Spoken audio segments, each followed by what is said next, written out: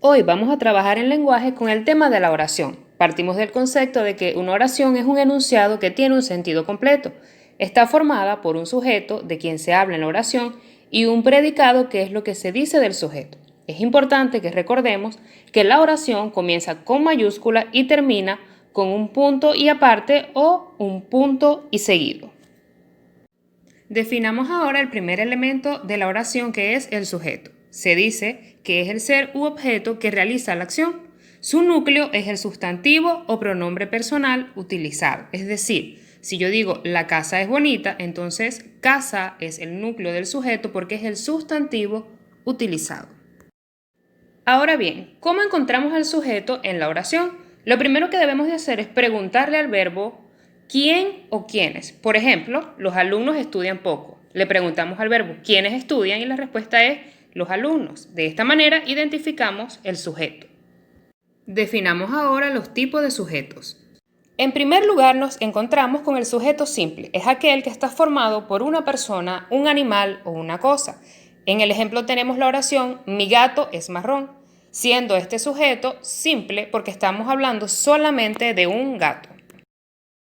En segundo lugar está el sujeto compuesto, al cual lo conforman dos o más elementos. Por ejemplo, la cama y el colchón son nuevos dentro de mi cuarto. En este caso, el sujeto es la cama y el colchón porque lo componen dos elementos. En tercer lugar, tenemos al sujeto expreso. Es aquel que está presente en la oración. Por ejemplo, la sal resalta los sabores de los alimentos, por lo que es fundamental en la cocina. En este caso, la sal es un sujeto expreso porque está presente en la oración. Por último, nos encontramos con el sujeto tácito. Es aquel que, aunque no aparece en la oración, se sobreentiende que está en ella. Leamos la siguiente oración como ejemplo.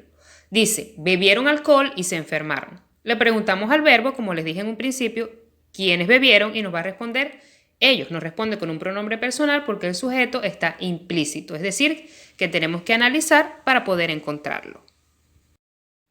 Pasamos ahora al segundo elemento de la oración, que es el predicado. No es más que aquello que se dice del sujeto, incluyendo el verbo. Leamos el siguiente ejemplo. Dice, la alumna estudia mucho cada día. Entonces, ¿qué se dice de la alumna? Que estudia mucho cada día.